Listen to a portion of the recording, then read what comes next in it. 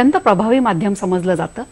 या माध्यमाचा जास्तीत जास्त चांगला उपयोग समाजामध्ये जे काही घडतंय त्याचं प्रतिबिंब ह्या माध्यमातून व्हावं अशीही आपण आजवर काळजी घेतलेली आहे आणि असाच मानस आजही आमचा आहे.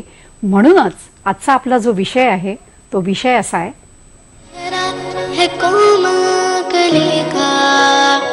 रूप कोई सलोनी परेगा, इनसे सीखा सबक जिंदगी का, बेटियां तो है लम्हा खुशी का, ये अगर है तो रोशन जहां है, ये जमीन है आसमां है वजूद इनसे ही आदमी का,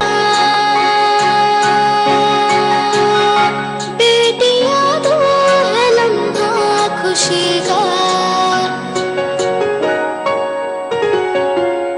इनसे इनकी सदाएं न छीनो, इनसे इनकी अदाएं न छीनो, हक इन्हें भी तो है जिंदगी का, बेटियां तो है लम्हा खुशी का, बेटियां तो है लम्हा खुशी का. अर्थातच आपल्या सगळ्यांच्या लक्षात आलं असेल, बेटी बचाओ बेटी पढाओ हा जो कार्यक्रम आहे, ह्या कार्यक्रमाच्या माध्यमातून आपण ह्या विषयाला एका गंभीर चर्चेच्या स्वरूपात पण त्याच वेळेला थोडंसं जर प्रत्येकाने त्याच्यात सहकार्य केलं तर आजचा जो गंभीर विषय आहे तो हा म्हणता म्हणता नाहीसा होईल आणि अशीच आपली सगळ्यांची इच्छा आहे. तेव्हा आजचा हा जो कार्यक्रम आहे त्या कार्यक्रमात आपण ज्यांना सहभागी करून घेतलंय त्यांचं आपण स्वागत करूया. त्या आहेत डॉक्टर सुधा कामकरिया. नमस्कार. नमस्कार सुधाताई. नमस्कार ताई. सखी सह्याद्रीमध्ये मी तुमचं मनापासून स्वागत करते. सुधाताईंच्या बाबतीत अगदी थोडक्यात सांगायचं झालं तर मी असं म्हणेन की 30 वर्षापूर्वी जेव्हा की सोनोग्राफीची मशीन सुद्धा उपलब्ध नव्हती त्या काळामध्ये ह्यांनी अगदी अचूक हेरलं की मुलींची संख्या खरोखरच कमी होतीये आणि ह्याच्या मागे काहीतरी वैयक्तिक, कौटुंबिक आणि सामाजिक असं कारण दडलेलं असलं पाहिजे. त्याच्यावर त्यांनी सखोल अभ्यास केला. अभ्यास करता करताच त्यांनी एक जन चळवळ उपस्थित केली आणि ह्या चळवळीच्या उद्गात्या किंवा चळवळीच्या प्रवक्त्या अशा त्या ठरलेल्या आहेत. आज इतके वर्ष त्या 30 वर्ष काम करतायत. कामाचा अतिशय प्रचंड अनुभव आहे. अनुभवाच्या बरोबरच त्यांनी स्वतः एक 11 कलमी कार्यक्रम चालू केला, ज्या कार्यक्रमाच्या माध्यमातून त्या प्रत्येक घरात पोचल्या असं म्हणायला हरकत नाही. अनेक पुरस्कारांनी सन्मानित, ह्या विषयावर अनेक पुस्तकंही त्यांनी लिहिलेली आहेत. तेव्हा त्यांच्या ह्या प्रदीर्घ अनुभवाचा आपल्याला नक्कीच उपयोग होणार आहे. हा एक आत्मपरीक्षणाचाही भाग आहे. जेव्हा आपण अशा पद्धतीचे कार्यक्रम बघतो त्यावेळेला आपण नेमकं काय करू शकतो ह्याचाही एक थोडासा कुठेतरी उजेड आपल्या प्रत्येकाच्या मनात पडतो आणि म्हणूनच तुमचा सहभाग सुद्धा आम्हाला अपेक्षित आहे. अर्थातच तुम्हाला लागणार आहेत आमचे दूरध्वनी क्रमांक, चटकन उतरवून घ्या. ते असे आहेत 022, अर्थातच मुंबईच्या बाहेरच्या प्रेक्षकांच्यासाठी हा STD कोड आहे 24908050, 24988050. सुद्धा ते जेव्हा मी असं म्हटलं ना की 30 वर्षापूर्वी ज्या वेळेला खरोखरच आमच्या कोणाच्याही मनामध्ये ह्या शंकेची पाल सुद्धा चुकचुकली नव्हती की अशा पद्धतीत काहीतरी होण्याचा एक गंभीर प्रकार आपल्या सगळ्याच देशामध्ये घडतोय, त्यावेळेला तुमचं लक्ष ह्या बेटी बचाव ह्या प्रकाराकडे गेलं. तर ते नेमकं कसं गेलं किंवा तुमच्या कार्याचा एक थोडासा आढावा आम्हाला देऊ शकाल का? 30 वर्षापूर्वी खरं म्हणजे लिंग निवड अशा कायबद्दल तंत्रज्ञान पण त्याचा काही बोलबाला नव्हता. पण असा एक प्रसंग असा घडला की माझ्या हृदयाला तो अगदी चटका लागून गेला आणि त्यानंतर मी वैयक्तिक पातळीवर हे कार्य सुरू केलं. त्याचं फार पूर्वीचं डॉक्युमेंटेशन माझ्याकडे नाही, पण 2001 पासूनचं आहे. तर आपण स्लाइड शोच्या माध्यमातून ते पाहूयात. जरूर. आपण पाहतो आहे की इथे भारताचा नकाशा आहे आणि भारताचा सेक्स रेशो 2001 आणि 2011 यापर्यंत कसा घसरत चाललेला आहे आपल्या लक्षात येते. हा महाराष्ट्राचं चित्र आपण पाहिलेलं की 2011ला आता 894 फक्त सेक्स रेशो आपल्याला इथे दिसतोय आणि यामुळे अनेक कॉम्प्लिकेशन निर्माण झालेले आहेत की एकाच महिलेला अनेक पुरुषांबरोबर लग्न करावं लागलेलं आहे. आपण खालचं चित्र पाहतोय की 200 कुटुंबांमध्ये फक्त 2 मुली जन्माला आलेल्या आहेत. पंजाबमध्ये स्त्री भ्रूणांनी भरलेल्या विहिरी सापडलेल्या आहेत. लहान मुलीवर झालेले अत्याचार आपल्याला दिसत आहेत. हरियाणामध्ये लडकी दो वोट लो अशा प्रकारचा नारा केलेला आहे. 4 वर्षाच्या चिमुकलीची अत्याचार करून हत्या केलेली आहे.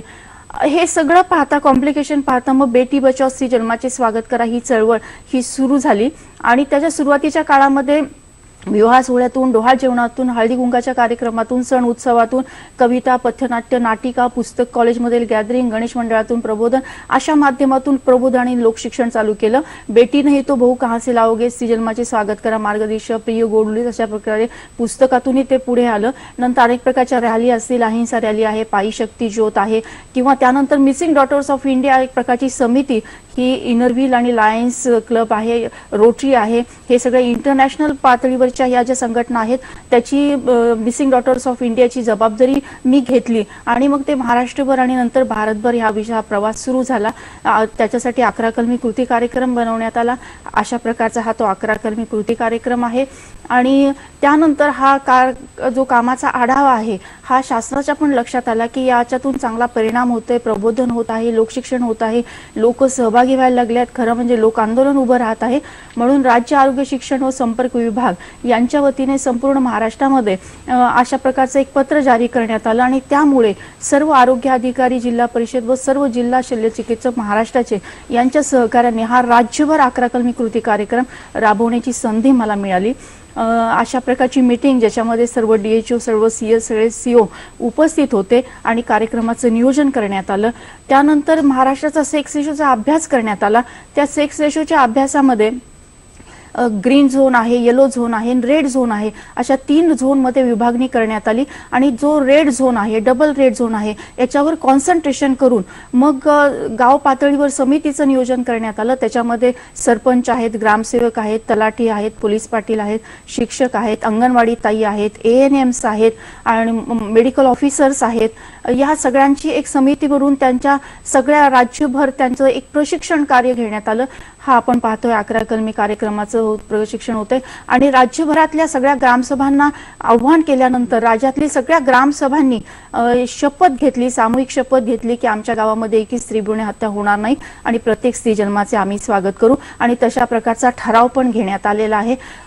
पहिल्याच जेव्हा प्रशिक्षण झालं तेव्हा एकदम 677 गावांनी अशा प्रकारचा निर्धार पहिल्याच भेटीमध्ये केलेला आहे. नंतर नवजात मुलीला गावातच कायम ठेव, फिक्स डिपॉझिटची पण योजना सुरू झाली आणि प्रत्येक ग्रामपंचायतीमध्ये आणि PSC मध्ये लक्ष्मी आली घरा असा सेक्स रेशो दर्शवणारा असा बोर्ड लावण्यात यावा असं आपण सगळ्यांना सूचित केलं होतं. त्याप्रमाणे सगळे बोर्ड सगळीकडे लागण्यास सुरुवात झाली. मुलीच्या जन्माचा स्वागत सोहळा व्हायला लागला. त्याच्यानंतर उसाच्या फळातच चिमुकलीचा झाला नामकरण सोहळा. तर ही अत्यंत दुःखद अशी एक कहाणी आहे की उसाच्या फळामध्ये कालच बाळंतीण झाली आणि दुसऱ्या दिवशी लगेच ती छोट्या बाळाला त्या आपण इथे पाहतोय झोका त्याच्यामध्ये ठेवून ती लगेच कामाला लागली. ती अगदी करुण अशी कहाणी होती. तिथे आम्ही गेलो, त्यांना मदत केली आणि नंतर आता ती व्यवस्थित आहे. फक्त मुली असलेल्या परिवारांचा सन्मान करणे हा 4था कलम आहे आणि 5वा कलम आहे की मुलगीच आहे पण ती दोन्ही घरी उजेड देते. म्हणजे मुलगा किंवा मुलगी जन्मणे हे सर्वस्वी पतीच्या गुणसूत्रावर अवलंबून असतं पण त्याविषयी खूप गैरसमज समाजामध्ये आहेत. ते गैरसमज टाळण्यासाठी अशा प्रकारचं 5व्या कलमद्वारे लोकशिक्षण दिलं जातं. त्यानंतर अनेक ठिकाणी मुलीचं नाव नकोशी ठेवलं जातं. त्या नकोशीचं नामकरण करणं, तिच्या शिक्षणाला प्रोत्साहन देणं आणि भविष्य काळामध्ये तिला स्वावलंबी बनवणं यासाठी नकोशीला करूया हा विषय हा 6वा कलम घेण्यात आला. हे नकोशीच्या आपण काही बातम्या इथे पाहत आहोत आणि त्यानंतर अनेक प्रकारच्या युनिव्हर्सिटीज आहेत, विद्यापीठ आहेत, युवक संघटना आहे, नेहरू युवा केंद्र आहे. त्यांना सगळ्यांना मिळून युवकांचा सहभाग याच्यामध्ये हवा यासाठी कार्यशाळा सुरू झाल्या. आपण पुणे युनिव्हर्सिटी पाहिली, ही शिवाजी युनिव्हर्सिटी कोल्हापूर पाहत आहोत. हे NCC स्टुडंट याच्यामध्ये सहभागी झालेले आहेत, नेहरू युवा केंद्र याच्यामध्ये सहभागी झालेले आहेत. त्यानंतर 8वा कलम आहे 8वा फेरा स्त्री जन्माच्या स्वागताचा. त्याची सुरुवात वधूवर परिचय मेळाव्यापासून करण्यात आली. आज काही फार पूर्वीचा हा ब्लॅक अँड व्हाईट फोटो आपण पाहत आहोत की 8वा फेरा प्रत्यक्ष घेण्यात आलेला आहे. सगळ्या वधूवरांचं समुपदेशन केलं जातं, याविषयी माहिती सांगितली जाते, नंतर त्यांना 8वा फेरा समजून सांगितला जातो आणि मग प्रत्यक्ष रूपामध्ये 8वा फेरा घेतला जातो. त्याचा मंत्रही आपण बनवला की लेका एवढीच लेक ही भारी, हाच संदेश घरोघरी, 8वा फेरा घेऊया, स्त्री जन्माचे स्वागत करूया. आणि हा 8वा फेरा देशभर असा लोकप्रिय झाला की राजस्थानच्या आरोग्य मंत्रालयाने अशा सूचना जारी केल्या की प्रत्येक लग्न हे 8वा फेरा घेऊन व्हावेत आणि बेटी बचाव हा संदेश प्रत्येक घराघरात जावेत, अशा प्रकारच्या सूचना राजस्थानच्या आरोग्य मंत्रालयाने जारी केल्या. दुसरं चित्र आपण पाहतोय की हरियाणाच्या मुख्यमंत्र्यांनी 8व्या फेऱ्यासाठी अनुदान जाहीर केलं. म्हणजे हा जो 8वा फेरा आहे देशभर आता चांगल्या प्रकारे रूप घेत आहे आणि जवळपास 10,000 पेक्षा जास्त जोडप्यांनी 8वा फेरा घेतलेला आहे. नंतर डोहाळ जेवणाच्या माध्यमातून, ANC ट्रॅकिंगच्या माध्यमातून गरोदर मातांची नाव नोंदणी करणे, त्यांचं सामुदायिक डोहाळ जेवण अरेंज करणं, कुपोषण मुक्त भारत आहे, गर्भसंस्कार आहे, स्त्री जन्माच्या स्वागताची भूमिका आहे, यातून तयार करणे आणि त्यांना शपथ अशी ते घेतात की आम्ही लिंग परीक्षण करणार नाही आणि स्त्री जन्माच्या स्वागताची भूमिका आम्ही तयार करू. त्यानंतर 10वा कलम आहे सोनोग्राफी मशीन शाप की वरदान. त्याच्यामध्ये सगळे sonologist, gynaecologist, radiologist, Indian medical असोसिएशनचे सगळे मेंबर्स यांच्यासाठी त्यांचा नाहीये. तर आदिवासी भागासाठी असं काही वेगळं तुम्ही करू शकाल? नमस्कार भाई साहेब. खरं म्हणजे आदिवासी लोकांबद्दल मला खूप आदर आहे, कारण सेक्स रेशोचा जर आपण अभ्यास केला तर शहरीपेक्षा ग्रामीण भागात आणि ग्रामीणपेक्षा आदिवासी भागामध्ये सेक्स रेशो चांगला आहे. फक्त आदिवासी भागामध्ये कुपोषणाचा एक थोडा प्रश्न आहे आणि बालविवाहाचा एक थोडासा प्रश्न आहे. आताच मध्यंतरीच्या काळामध्ये आदिवासी वधूवर परिचय मेळाव्यामध्ये आता आपण चित्र पाहिलं, मी गेले होते, त्याविषयीची चर्चा पण झाली आणि आता एक आदिवासी सामुदायिक विवाह सोहळा पण संपन्न झाला. त्याच्यामध्ये 8वा फेराही घेण्यात आला. पुणे जिल्ह्यातल्याच एकाने तो आयोजित केलेला होता.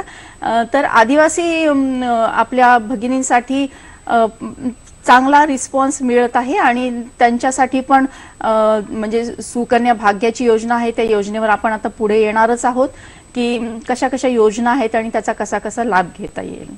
आपण जे दाखवत होतात त्याच्यापैकी काही शिल्लक राहिले का थोडंसं? आता हे 11वा कलम आहे, सामूहिक शपथ आहे. तर सामूहिक शपथीच्या माध्यमातून एक समाजमन तयार करायचं. आपण आता हे चित्र जे पाहतोय की 25,000 नागरिकांनी एकाच वेळी स्त्री जन्माच्या स्वागताची शपथ घेतली. त्यावेळी सगळ्या महाराष्ट्राला आपण 15 ऑगस्ट आणि 26 जानेवारीच्या निमित्ताने आव्हान केलं होतं की आपापल्या जिल्ह्यामध्ये ते घ्यावं आणि बहुतेक सगळ्या जिल्ह्यामध्ये असं चांगला प्रतिसाद मिळालेला आहे. हे वारकरी सुद्धा बंधू भगिनी याच्यामध्ये सहभागी झालेले दिसत आहेत. नंतर अनेक ठिकाणी अनेक प्रकारच्या ठराव करून घेण्यात आले. ग्रामपंचायतीचा ठराव आहे, ग्रामसभेचा ठराव आहे, कॉलेजचा ठराव आहे, नंतर पतसंस्थांच्या इन्व्हॉल्व करून त्यांना पण याविषयीचं प्रशिक्षण शिबिर घेण्यात आलं. त्यामुळे हा पतसंस्थेचा ठराव आपल्या समोर आहे, हा साखर कारखान्याचा ठराव आहे, हा मेडिकल असोसिएशनचा ठराव आहे, हा शाळेचा ठराव आहे. म्हणजे आपल्या जन्माला येणाऱ्या आलेल्या भगिनींचं स्वागत आपण 1 रुपयाची जादू योजनेने करायचं आहे. NGOचा ठराव आहे, युवकांचा ठराव आहे, लक्ष्मी फाउंडेशनचा ठराव आहे, महिला मंडळांचा ठराव आहे. हे सगळं करत असताना मला असं वाटतं की स्त्री भ्रूण हत्येची मूळ कारणं काय सापडली तुम्हाला, की का करावीशी वाटते तशी?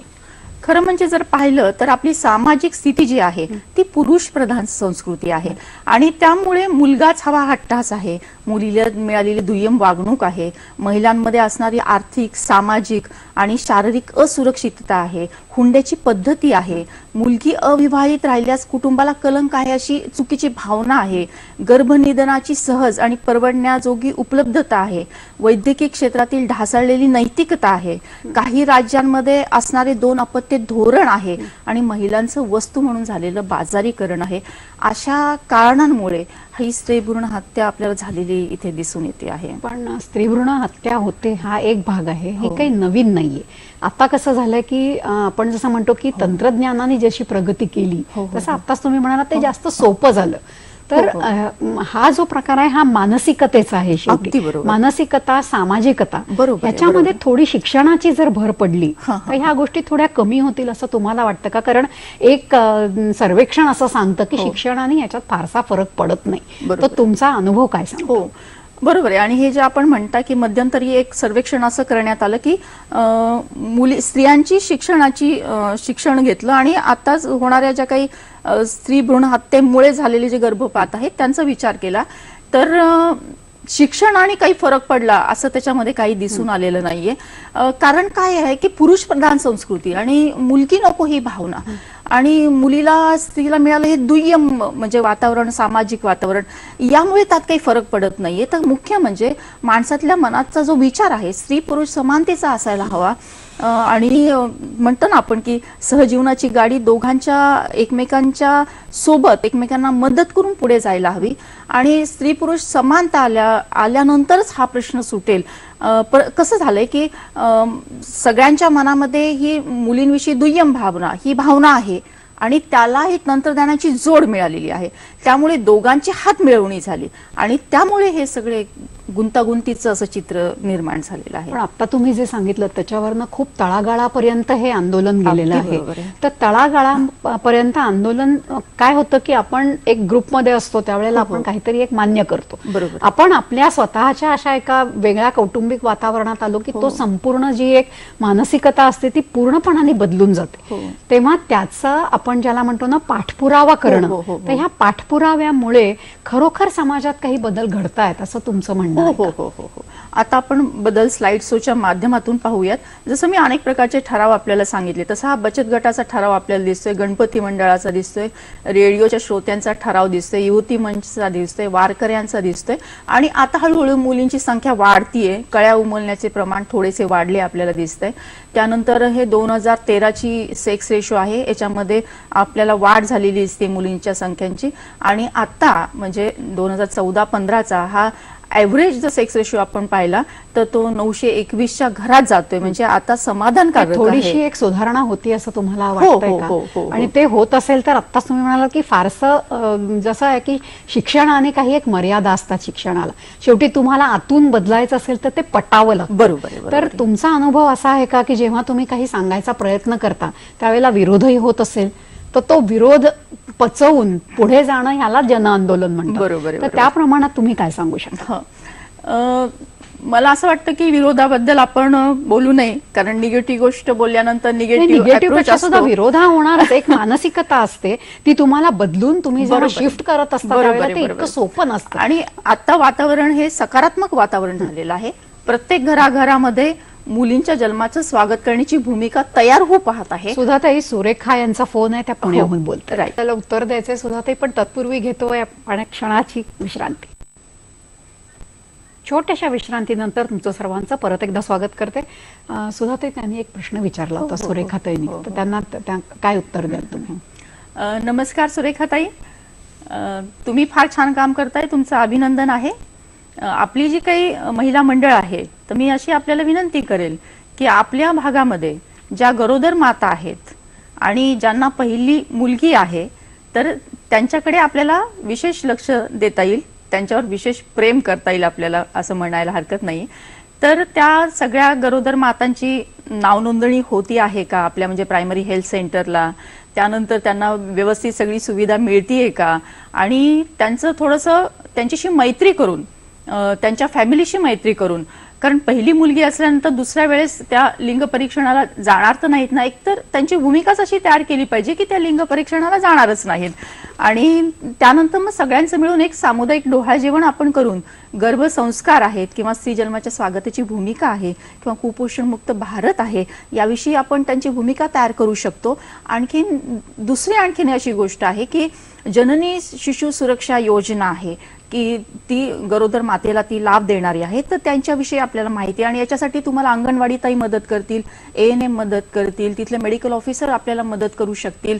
तर या सगळ्यांच्या कोऑर्डिनेशनमुळे आपल्याला करता येऊ शकेल.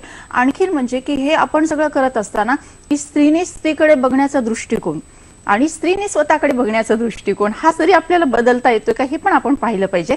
कारण काय होतं की आपण एखाद्या घरी बाळ झालं म्हणून पाहायला गेलो तर आधी तिची तब्येत कशी आहे, बाळाची तब्येत कशी आहे असं न विचारता सर्वसाधारणपणे असं लक्षात येतं, अगं बाई काय झालं, म्हणजे मुलगा नाही झालं का, अच्छा, मुलगी झाली का म्हणून असं चेहरा पाडला जातो. तर तसं न होऊ देता की आपण स्त्रीकडे पाहण्याचा दृष्टिकोन हा त्या दृष्टीने बदलला पाहिजे आणि स्त्रीने स्वतःकडे पाहण्याचाही दृष्टिकोन बदलला पाहिजे. कारण खरं म्हणजे स्त्रीकडे एवढी क्षमता आहे, शक्ती आहे, म्हणजे निर्माण करण्याची शक्ती आहे, मातृशक्तीचा आविष्कार आहे, पण ती स्वतःकडे पाहताना फार इन्फिरियरली पाहते. तर तिने स्वतःचाही दृष्टिकोन बदलला पाहिजे आणि यासाठी म्हणून तुम्ही काम करा. आणि त्यासोबतच तुमच्या या चळवळीमध्ये महिलांसोबत पुरुषांना पण घ्या, कारण पुरुषांचा सहभाग त्याच्यामध्ये आवश्यक आहे.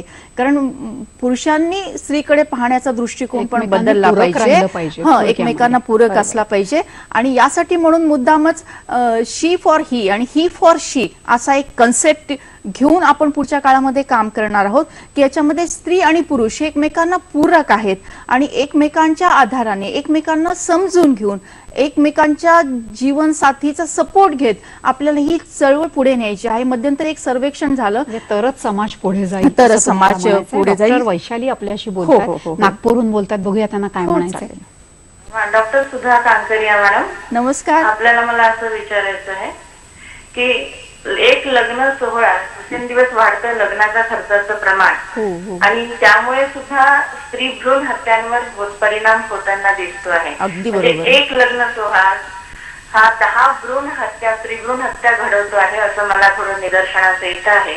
तर या संदर्भामध्ये आपण चळवळ कशी काय उभारू शकू, हो, त्या संदर्भात मला आपल्याशी बोलायचं. अत्यंत योग्य असा प्रश्न आहे. खरं म्हणजे विवाह सोहळा हा करार नसून हा एक संस्कार आहे, हे आधी लक्षात घेतलं पाहिजे. आणि या विवाह सोहळ्यामध्ये हुंडा दिला नाही घेतला पाहिजे आणि घेतला पण नाही पाहिजे. म्हणजे हुंडा देणे घेणे हे थांबलं पाहिजे. बालविवाह पूर्णतः थांबले पाहिजेत. विवाह करत असताना की जो काही बडेजाव केला जातो, जो काही दिखावा केला जातो, तो पण थांबला गेला पाहिजे. सामुदायिक विवाह सोहळ्याला प्रोत्साहन दिलं पाहिजे आणि विवाह सोहळ्यामध्ये 8वा फेरा स्त्री जन्माच्या स्वागताचा हा घेतला गेला पाहिजे. आणि त्यासोबतच पती आणि पत्नीने एकमेकांना समानतेची वागणूक भविष्य काळामध्ये कसं मिळेल आणि सहजीवन कसं परस्परांच्या सोबत राहून आनंदी होईल याकडे सुद्धा लक्ष देणं आवश्यक आहे. अशा पद्धतीने विवाह सोहळा या माध्यमातून एक सांस्कृतिक जडणघडण आपण करू शकतो आणि त्यातून फार चांगला बदल आपण घडवू शकतो. सुद्धा या दृष्टीने तुम्ही काय म्हणाल? अगदी बरोबर आहे. खरं म्हणजे डॉक्टर हा देवमाणूस मानला जातो आणि रक्षण करण्याचं हे त्यांचं काम आहे.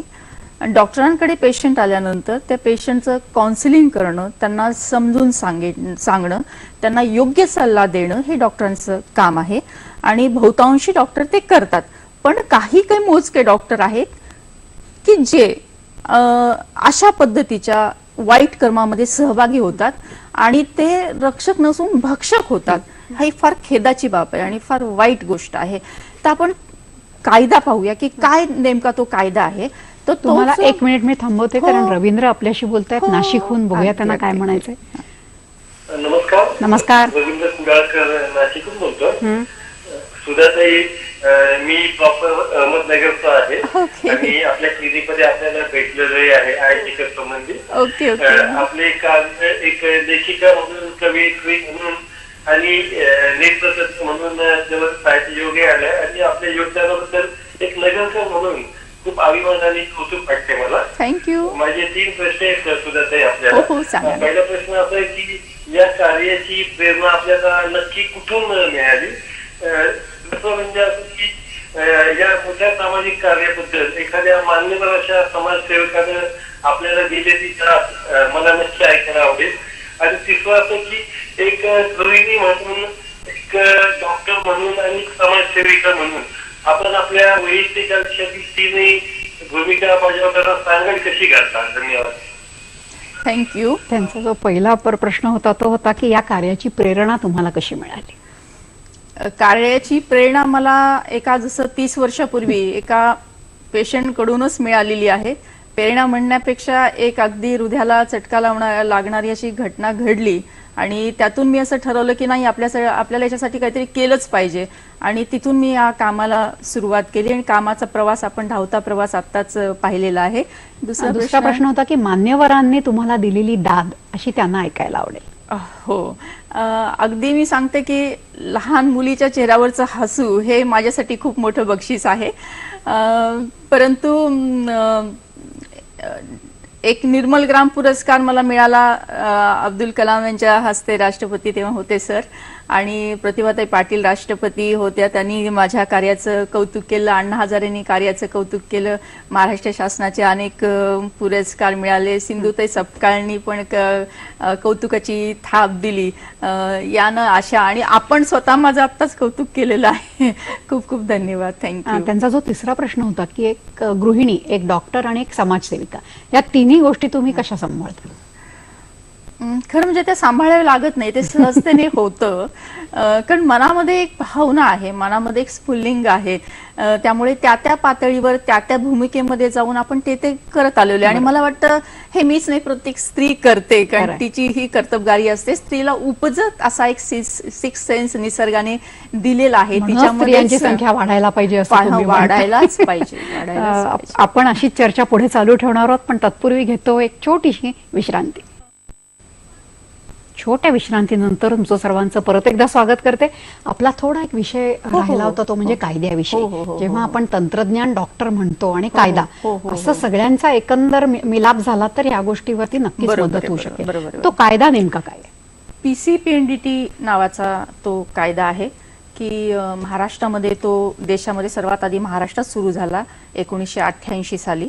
त्याच्यानंतर 1994 साली तो सगळ्या देशभर लागू गेला. त्याच्यामध्ये काही 2003ला सुधारणा झाल्या आणि मग तो PCPNDT कायदा म्हणून सगळ्या देशभर तो लागू झालेला आहे. त्याची कडक अंमलबजावणी ही महाराष्ट्रामध्ये होत आहे, देशामध्ये सुद्धा आता होत आहे. फुल फॉर्म सांगा ना जरा, pre concept. Pre diagnostic, pre natal, गर्भधारणापूर्व आणि प्रसूतीपूर्व निदान तंत्र गर्भलिंगन नियम प्रतिबंध कायदा 1994 असा तो पूर्ण त्याचा आहे की, आणि तो सगळ्या देशामध्ये चांगल्या प्रकारे आता लागू होत आहे. आणि त्यामुळे कंट्रोल हा त्या सगळ्या केंद्रांना चांगल्या पद्धतीने आता आलेला दिसतोय आपल्याला. आपण जेव्हा असं म्हणतो की तुम्हाला असं आढळलंय का की ज्यांच्याकडे शिक्षणाची परत जास्ती आहे किंवा ज्यांचा आर्थिक स्तर उंचावलेला आहे, अशा लोकांच्या मध्ये स्त्री भ्रूण हत्येची मानसिकता नाहीच आहे असं म्हणता येईल? नाही, अजिबात नाही. उलट ज्यांच्याकडे पैसा जास्त आहे त्यांना माहिती जास्त असते, त्यांना ज्ञान जास्त असतं, कुठे सोनोग्राफी मशीन उपलब्ध आहे, कुठे आपण काय करू शकतो. आणि उलट जसं पाहिलं तर शहरी भागामध्ये आणि आर्थिक स्थिती जिथे जास्त आहे तिथे स्त्री भ्रूण हत्येचं प्रमाण जास्त झालेलं आपल्याला दिसत आहे. त्याच्यात त्यांना कंट्रोल करण्यासाठी हा PCPNDT कायदा तर आहेच आहे, त्यासोबतच महाराष्ट्र शासनाने एक हेल्पलाईन दिलेली आहे. ती हेल्पलाईन आहे 1800-233-4475. तर या हेल्पलाईनवर आपण कळवू शकतो की अमुक अमुक ठिकाणी असं असं होतंय आणि त्याची योग्य ती दखल घेतली जाते. अजून महाराष्ट्र शासनाच्या वतीने www.amchimulgi.gov.in अशा प्रकारचं एक वेबसाईट आहे, तिथं जाऊन सुद्धा आपण माहिती सांगू शकतो, तक्रार करू शकतो. याशिवाय आपण खबरी योजना सुद्धा आहे, तर या माध्यमातून आपल्याला चांगल्या प्रकारे म्हणजे शासनाला सहकार्य करता येतं. एक नागरिक म्हणून आपण ते सहकार्य करू शकतो आणि ही चळवळ आणखीन पुढे नेऊ शकतो. डॉक्टर, आता तुम्ही जे सांगितलं त्याच्यासाठी थोडं टेक्नो सॅव्ही असणं गरजेचं आहे, म्हणजे तंत्रज्ञान तुमच्याकडे असणं आवश्यक आहे. पण समजा मला असं आढळलं की कुठेतरी या कुटुंबामध्ये असं काहीतरी घडतंय, तर पहिलं आपण काय करू शकतो? सर्वात पहिले जी हेल्पलाईन दिलेली आहे त्या हेल्पलाईनवर फोन करायचा आहे. तिथं इथे पोलीस मदत करू शकत नाहीत का? नाही, कारण पोलिसांना याच्यामध्ये इन्व्हॉल्वमेंट ठेवलेलीच नाहीये. याच्यासाठी समुचित अधिकारी म्हणजे ॲप्रोप्रिएट अधिकारी आहेत की समजा शहरामध्ये असतील तर तिथे महापालिकेचे जे आरोग्य अधिकारी आहेत, वैद्यकीय अधिकारी आहेत, त्यांच्याकडे आपण जाऊन तक्रार करू शकतो. सिव्हिल सर्जनकडे तक्रार करू शकतो. ग्रामीण भागामध्ये ग्रामीण रुग्णालय असतं, तिथे वैद्यकीय अधिकारी असतात, तिथे जाऊन तक्रार करू शकतो. पण पोलिसांकडे हा म्हणजे हे जे चॅनलाइज केलेलं आहे ते आरोग्य विभागाच्या माध्यमातूनच केलेलं आहे. आणि शिवाय हे कुणी आपल्याला सापडले नाही तर हेल्पलाईन आहे आपल्याकडे वेबसाईट आहे, तिथे जाऊन सुद्धा आपण तक्रार करू शकतो, तिथे जाऊन माहिती सांगू शकतो. आणि याचा उपयोग होतोच होतो. म्हणजे आपण जरी नुसता फोन केला, नाव जरी नाही सांगितलं, तरी पण आपला फोन आल्यानंतर अमुक अमुक ठिकाणी अमुक अमुक होतं असं आपण सांगितल्यानंतर त्या ठिकाणी जाऊन त्याची तपासणी ही केली जाते समितीच्या म्हणजे वतीने. अंमलबजावणी निश्चित होते. नक्की होते. बरं, आपल्याला डॉक्टर सुरेश पाटील यांचा फोन आहे आणि ते नगरहून बोलतात. बघूया त्यांना काय म्हणायचं. हॅलो, नमस्कार, बोला. मी डॉक्टर सुरेश पाटील बोलतोय, पाथर्डी अहमदनगरवरून. मला कांगरे मॅडमचं पहिलं अभिनंदन करायचं आणि त्यांना एक मला प्रश्न विचारायचा आहे. बेटी बचाव बेटी पढाओ हा जो तुम्ही उपक्रम चालू केलेला आहे, पण जर आपण सामुदायिक विवाह या क्षेत्रात जर जास्त कार्य केलं तर हे कार्य बेटी बचाव बेटी पढाओ यासाठी म्हणजे स्त्री भ्रूण हत्या कमी होण्यासाठी पूरक राहील. तर आपण ह्या क्षेत्रात काम का करत नाही? पाथर्डीवरून बोल. हो हो, नमस्कार सर, थँक्यू. सामुदायिक विवाह सोहळा आणि 8वा फेरा याविषयी आपण आतापर्यंत बरंच बोललोय आणि मी आताच सांगितल्याप्रमाणे की आता अगदी गाव पातळीपासून मोठ्या शहरामध्ये सुद्धा सामुदायिक विवाह सोहळे हे होत आहेत. 8वा फेरा घेतला जात आहे संपूर्ण देशामध्ये आणि या पद्धतीने काम करून खरोखरच परिणाम चांगला होतो याचा अनुभव पण आपण स्लाइड शोच्या माध्यमातून आता पाहिलेला आहे. धन्यवाद डॉक्टर साहेब. आणि आपल्या पाथर्डी तालुक्यामध्ये सुद्धा सामुदायिक विवाह सोहळे झालेले आहेत, त्याबद्दल आपलं अभिनंदन. जेव्हा आपण असं म्हणतो ना की एखादी गोष्ट आपण सामाजिक आंदोलन म्हणून घेतो त्यावेळेला शासनही त्याच्यामध्ये बऱ्याच प्रमाणात लक्ष घालत असतं. शासन आणि लोक जेव्हा एकत्र येतात तेव्हाच क्रांती घडते असं आपण बघितलेलं आहे. तर शासनाच्या सुद्धा काही योजना ह्याच्यामध्ये असतील, त्याच्यापैकी काही योजना आपल्याला प्रेक्षकांना सांगता येतील का? हो हो हो हो, नक्कीच सांगता येतील. खरं म्हणजे शासनाचं अभिनंदन केलं पाहिजे की महाराष्ट्र शासन आणि भारत सरकार एकंदरीत खूप चांगलं काम आता उभं राहिलेलं आहे. कारण मुलींची संख्या वाढते हे आपल्याला दिसत आहे. तर या दोघांचंही मी खूप खूप अभिनंदन करते की आता बेटी बचाव बेटी पढाओ माननीय पंतप्रधान सरांच्या मार्गदर्शनाखाली खूप चांगल्या पद्धतीने हे कार्य चाललेलं आहे. त्याच्यामध्ये सुकन्या माझ्या भाग्याची ही एक महाराष्ट्र शासनाची योजना आहे. त्याच्यामध्ये दारिद्र्य रेषेखाली ज्या कुटुंब आहेत त्यांच्यासाठी ही योजना आहे. त्यात आर्थिक लाभ आहे. त्याच्यामध्ये अर्ज अंगणवाडी ताईंकडे केल्यानंतर त्यांना जवळपास 21,200 रुपयाची LICचं जे काही अमाऊंट आहे ती LIC कडे ठेवली जाते आणि मुलगी 18 वर्षांनंतर तिला मग जवळपास 1 लाख रुपये मिळू शकतात.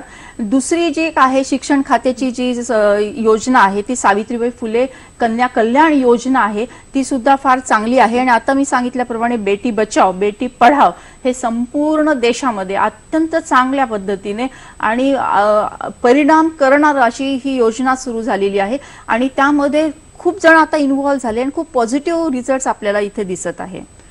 पण जेव्हा असं म्हणतो ना की मी तुमची प्रस्तावना आहे तसं म्हटलं की तुम्ही एक चांगलं लिहिता, तुम्ही चांगली कविता करता, तर त्या कवितेतल्या काही ओळी म्हणजे जिथे थोड्या हृदयाला लागणाऱ्या आणि तुमच्या अनुभवातून आलेल्या असं जर तुम्ही एक छोटासा कवितेचं स्वरूप आम्हाला ऐकवलं तर चांगलं होईल की जो ह्या विषयावरतीच आहे. हो हो, कवितेचं नाव आहे आता लक्ष्मण रेषा नको सीता रेषा आखूया. कुणी म्हणावं की पहा तिचे कपडे किती तोकडे, कुणी म्हणावं की पहा तिचे कपडे किती तोकडे, कुणी छेडावं की पहा की ती फुशार की मारते. कपडे तोकडे की विचार तोकडे, कपडे तोकडे की विचार तोकडे, पाहणाऱ्यांच्या नजरेला नजर देऊया, पाहणाऱ्यांच्या नजरेला नजर देऊया, या विचारात बदल घडवूया. आता लक्ष्मण रेषा नको सीता रेषा आखूया, आता लक्ष्मण रेषा नको सीता रेषा आखूया. चांगला पती मिळावा म्हणून नवस, तो टिकावा म्हणून नवस, तो 7 जन्म मिळावा म्हणून नवस, मुलगा व्हावा म्हणून नवस. थांबवा आता पुरुषांचे हे कौतुक सोहळे, थांबवा आता हे पुरुषांचे हे कौतुक सोहळे. बदलूया आता जाचक अविवेकी व्रत वैकल्ये, जीवनात समतेची प्रतिष्ठापना करूया, जीवनात समतेची प्रतिष्ठापना करूया. आता लक्ष्मण रेषा नको सीता रेषा आखूया, आता लक्ष्मण रेषा नको सीता रेषा आखूया. फार सुंदर आहे कविता. दुसरं डॉक्टर असं आपण कविता म्हणतो घेतोय लक्षामध्ये, तुम्ही तुमची पुस्तकही ह्या सगळ्याचा एक आंतरराष्ट्रीय पातळीवरती सुद्धा विचार झालेला आहे. मला असं विचारायचंय की आंतरराष्ट्रीय पातळीवरती हा विचार कसा काय पोचला? कारण असं आहे, भारत हा एकमेव देश असा आहे की ज्याच्यामध्ये स्त्रीभ्रूण हत्येचं प्रमाण प्रचंड प्रमाणात आहे. बाकी सगळे बऱ्याचशा प्रमाणामध्ये समानतेचा विचार करतायत. तर ह्या आंतरराष्ट्रीय परिषदेत जेव्हा तुम्ही गेला होता तेव्हा नेमकी तुमची भूमिका काय होती, भारताची भूमिका काय होती आणि इतर लोकांचं ह्याच्याबद्दल काय म्हणणं? युरोपमध्ये ही आंतरराष्ट्रीय परिषद झाली. याच्यामध्ये युनिव्हर्सिटी ऑफ माउंटन्सनी ती आयोजित केलेली होती. ग्रीस इथे ती झाली. पिनोलोपी गांधी असं त्याचं नाव होतं. आणि मुळातच की भारत आणि युरोप त्या युरोपियन सगळ्या लोकांना महात्मा गांधींबद्दल अत्यंत आदर आहे आणि म्हणून पिनोलोपी गांधी असं त्याचं नाव दिलेलं होतं की भारतातल्या समस्या आणि युरोपमधल्या समस्या याची सांगड तिथे घालण्यात आलेली होती. तर भारतातला सर्वात मूलभूत प्रश्न, राष्ट्रीय प्रश्न जो आहे तर तो म्हणजे स्त्री भ्रूण हत्या. चीनमध्ये सुद्धा स्त्री भ्रूण हत्येचं प्रमाण जास्त आहे. तर अशा विषयावर म्हणजे त्यासाठी त्यांनी माझी निवड केली आणि तिथे मग स्त्री भ्रूण हत्या का होते याच्यापासून आतापर्यंतचा सगळा जो काही कार्याचा परिचय आहे आणि त्यानंतर ते होऊ नये म्हणूनच जे काही चिंतन आहे याविषयी तिथे बऱ्याच प्रमाणामध्ये चर्चासत्रामध्ये चर्चा झाली. त्याच्यामध्ये मला आठवतं की तिथल्या एक पेडियाट्रिशियन होत्या. तर त्या चर्चेनंतर त्या चर्चा करत असताना उठून उभ्या राहिल्या आणि त्या मला म्हणाल्या की सुधाताई, आम्हाला याच्यावर विश्वासच बसत नाही, कारण आम्ही भारताकडे एक अहिंसावादी देश म्हणून पाहतो आणि कुटुंब संस्था तिथे बळकट असते. त्या कुटुंब संस्था पाहण्यासाठी आम्हाला खरं म्हणजे भारतामध्ये यायची इच्छा आहे. परंतु हे सगळं चित्र पाहिल्यानंतर आम्हाला खूप दुःख होतं आणि आम्हाला खरं वाटत नाही. खरं म्हणजे हे कुठला परकीय हात आहे की काय, की संस्कृतीचं विश्लेषण करणारे लोक जे आहेत ते वेगळ्या पद्धतीने विश्लेषण करतात की काय, अशी शंका आम्हाला येते असं त्या म्हणाल्या. आणि भारताबद्दल सगळ्यांनी खूप मोठा आदर व्यक्त केला, कुटुंब संस्थेबद्दल खूप मोठा आदर व्यक्त केला. हे ऐकून मला आनंद झाला. परंतु स्त्री भ्रूण हत्या या देशामध्ये जास्त होतात ह्याची मात्र खेदाची भावना तिथे मला व्यक्त करावी लागली. पण त्यांनाही आश्चर्य वाटलं सर, कारण कुटुंब वत्सलतेमध्ये भारतासारखा आदरणारं कोणी नाहीये. बरोबर. त्यांना आश्चर्य वाटते ह्या सगळ्या गोष्टीबद्दल. बरोबर. जेव्हा आपण स्त्रीभ्रूण हत्या असं म्हणतो त्यावेळेला तुम्ही ह्या आंदोलनात गेल्या जवळपास 30 वर्ष आहात. हो, हो. काही बरे वाईट अनुभव तुम्हालाही हो, हो, आलेले हो, असतील. हो, हो. तर एक एनकरेजिंग, ज्याला आपण म्हणतो की ज्याला तुमच्या कार्याला थोडासा प्रोत्साहित करणारा हो, हो. असा एखादा तळागाळातल्या कुटुंबाकडनं तुम्हाला मिळालेला प्रोत्साहनाचा असा अनुभव आहे का हो तुमच्याकडे? हो, असे खूप आनंद आहेत. म्हणजे यांना मी सुवर्ण क्षण म्हणेल आणि माझ्या हृदयाच्या कप्प्यामध्ये असे खूप सुवर्ण क्षण मी साठवून ठेवलेले आहेत. आता किती सांगू आणि किती नाही. तुम्हाला मी थांबवते, कारण रणजित राजपूत नंदुरबारहून आपल्याशी बोलतात. ओके. एक प्रश्न असा विचारायचा आहे हो, हो. की मुलींच्या बाबतीत आदिवासी समाजामध्ये मुलींच्या बाबतीत असं आहे की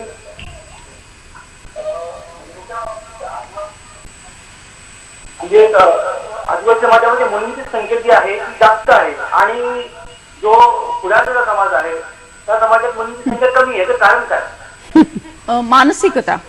याच्यामध्ये आदिवासी जर आपण समाजाचा अभ्यास केला तर तिथे हुंडाचा हा प्रश्न फार कमी आहे.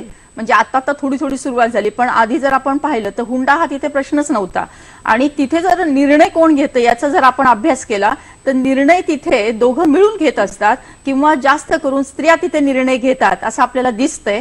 आणि दुसरं म्हणजे की थोड्याफार प्रमाणात आता आपण म्हटलं ना की मानसिकता थोडी निगेटिव्ह होण्याच्या दिशेने आहे. तर त्याच्यामध्ये सुद्धा की म्हणजे हे जे तंत्रज्ञान आहे याचं माहिती आता हळूहळू व्हायला लागलेली आहे आणि तिकडे चुकून थोडं थोडं पाऊल पडायला लागलंय की काय असं वाटतंय. परंतु एकंदरीतच आदिवासी लोकांमध्ये स्त्रियांकडे पाहण्याची भूमिका ही इतर ठिकाणापेक्षा चांगली आहे. म्हणून आपल्याला तिथे मुलींची संख्या चांगली दिसते आणि त्याबद्दल मी सर्व आदिवासी बंधू भगिनींचं खूप मनापासून अभिनंदन करेल. आता हाच प्रश्न जो आहे ना, हा मुद्दा मी थोडासा पुढे घेते आणि तुम्हाला असं विचारते, केरळमध्ये मातृसत्ताक पद्धती आहे. हो हो हो. तर त्या मातृसत्ताक पद्धतीमुळे केरळमध्ये स्त्रीभ्रूण हत्येचं प्रमाण कमी आहे असं तुम्हाला वाटतं का? हो, नक्कीच. केरळमध्ये स्त्रीभ्रूण हत्येचं प्रमाण कमी आहे आणि तिथे शिक्षण पण छान आहे.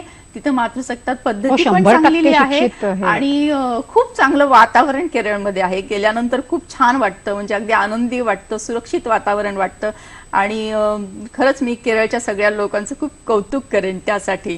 कारण मातृसत्ताक पद्धती हाच एक मुळी अनुभव बरोबर आहे एवढा ना, मोठा बरोबर आहे आहे. की स्त्रीभ्रूण हत्येच्या खूप जवळ जाणारा अगदी आहे तो, बरोबर की आहे. असंही घडू शकतं. बरोबर आहे, ते फार महत्वाचं आहे. कारण आज मुलगी जन्माला आली नाही तर उद्याची आई निर्माण होणार नाहीये.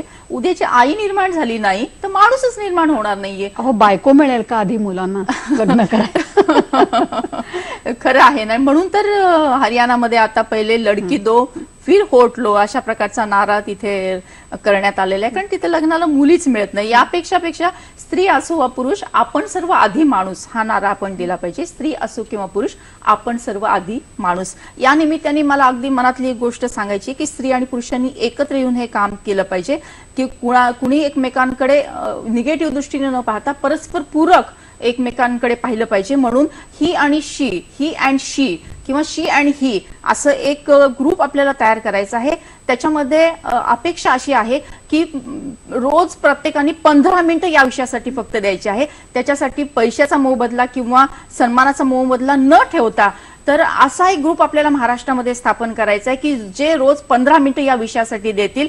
तर सर्व रसिकांना, श्रोत्यांना, नागरिकांना मी विनंती करेल की ज्यांना रोज 15 मिनिटं या विषयासाठी द्यायचे आहेत त्यांनी जरूर संपर्क करावा. एक मोठं जन आंदोलन आपण उभं केलेलं आहे, ते आणखीन पुढे न्यायचं आहे. नेमकं काय करायचं? मला 15 मिनिटं द्यायची, हो, तर त्याच्यासाठी आपल्याला 4-5 प्रकारे आपण करू शकतो की समजा आता 15 मिनिटं तुमच्याकडे वेळ आहे तर तुम्ही कोणाकडे जाऊन ते प्रबोधन करू शकता किंवा जे काही समाजाचे गैरसमज आहेत ते दूर करू शकता. की पहिला गैरसमज म्हणजे मुलगा हाच वंशाचा दिवा आणि मुलगी मात्र परायधन, हे आपण समजावून सांगू शकतो की दोघं कसे समान आहेत.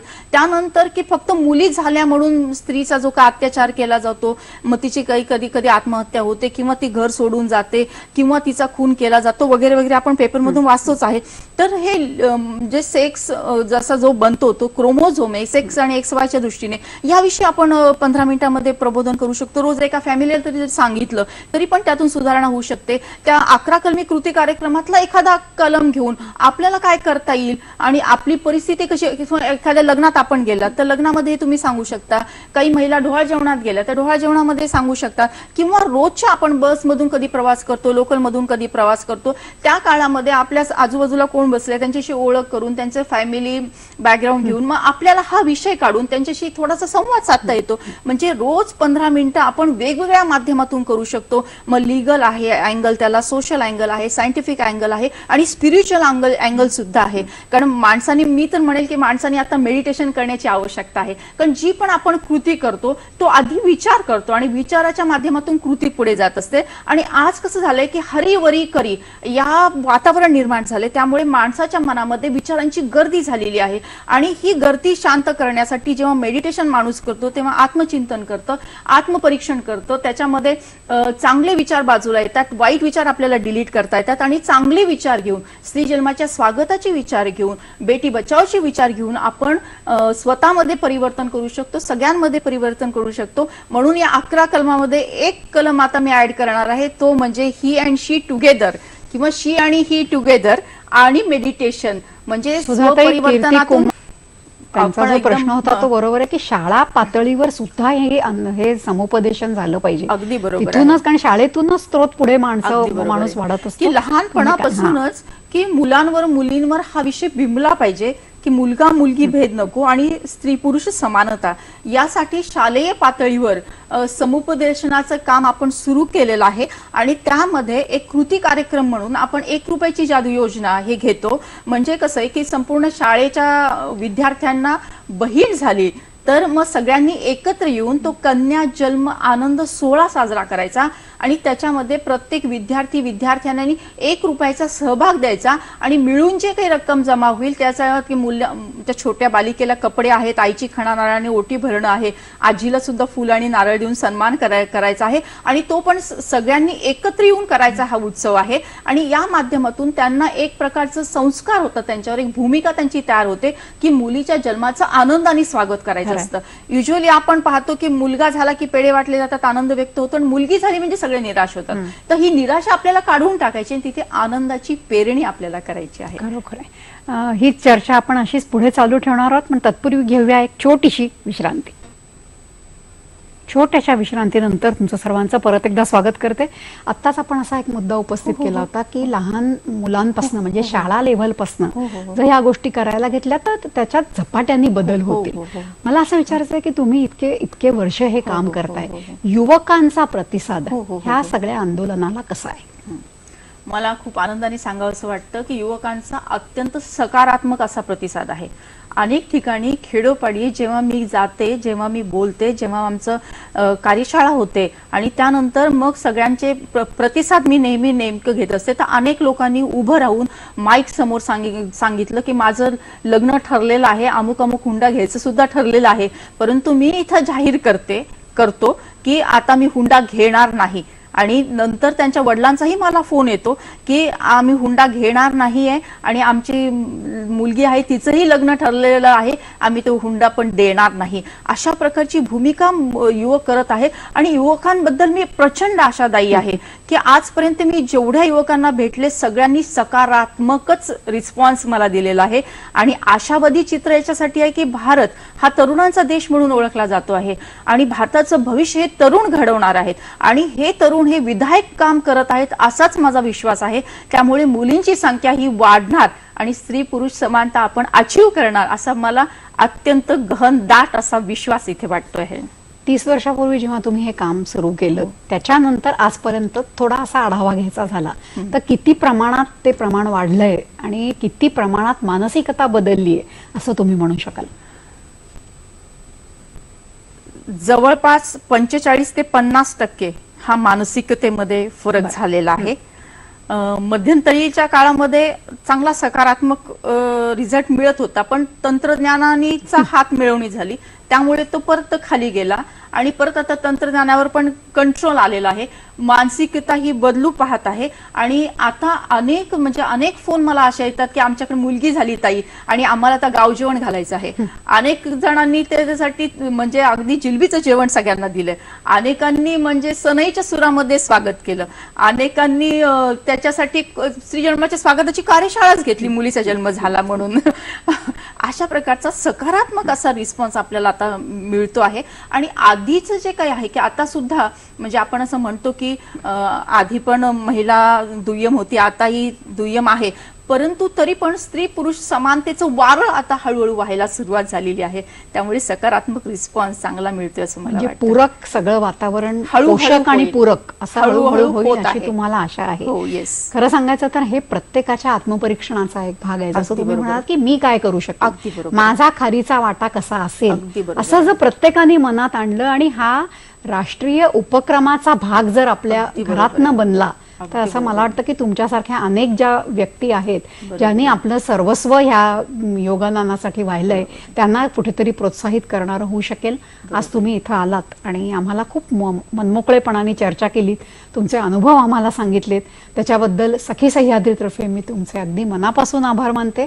धन्यवाद. मी पण आपले खूप आभारी आहे आणि सर्वांचे संपूर्ण महाराष्ट्र